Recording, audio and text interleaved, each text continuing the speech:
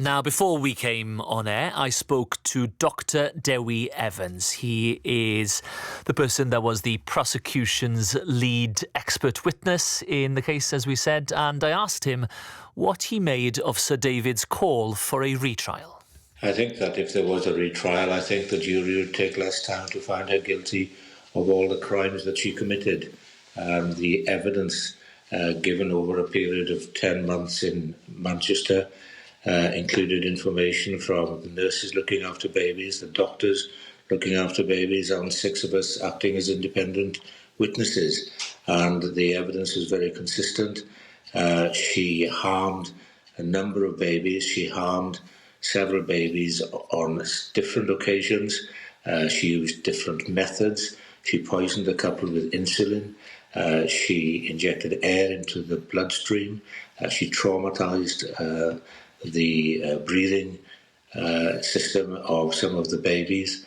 And this was very compelling. She was nearly caught in the act by one of the mothers on one occasion.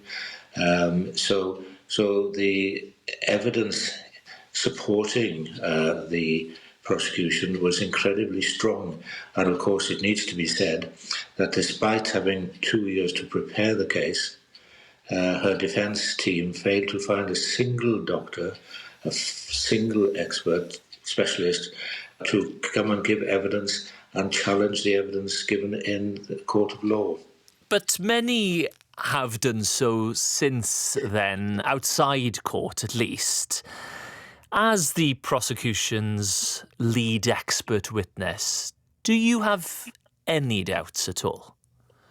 No, I don't. I think the evidence is stronger now than it was 2 years ago, thanks to new information, particularly information from the Lady Thirlwell's inquiry, information from more scientific papers going back 40 years or so.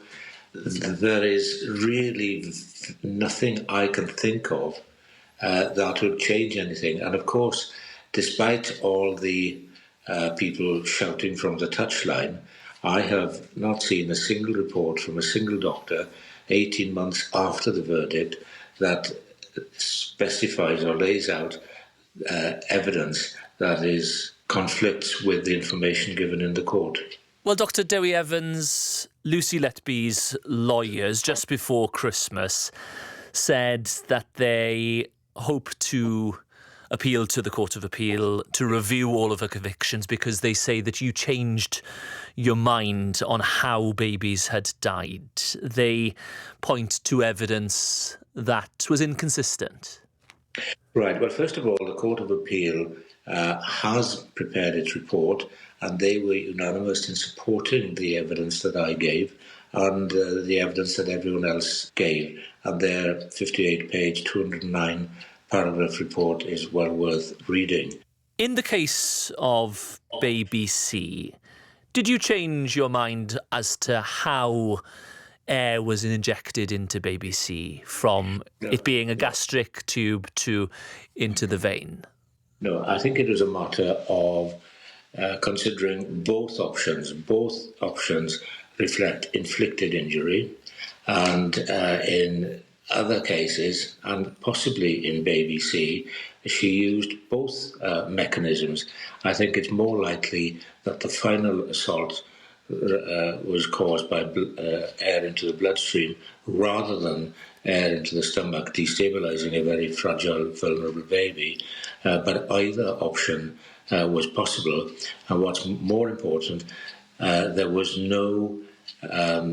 that baby C did not collapse and die as a result of one or more of the natural problems that affect these little babies.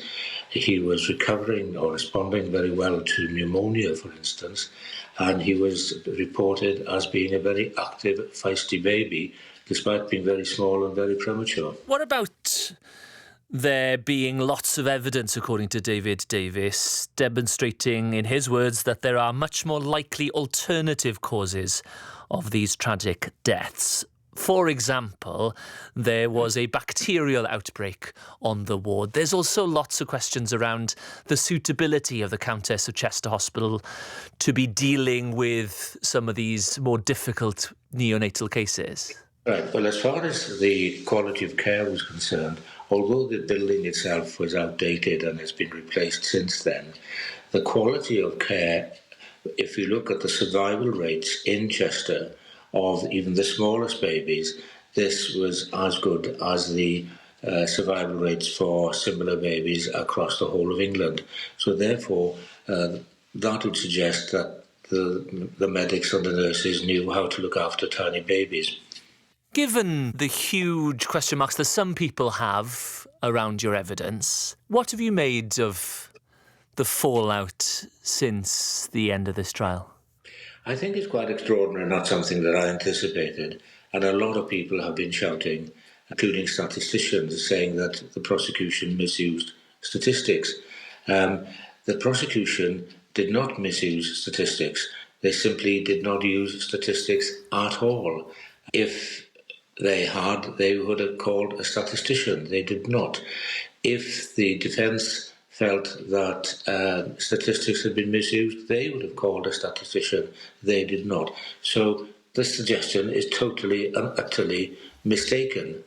And as for these so-called others, well, where are they? Why is David Davis and press and media relying on information from anonymous sources?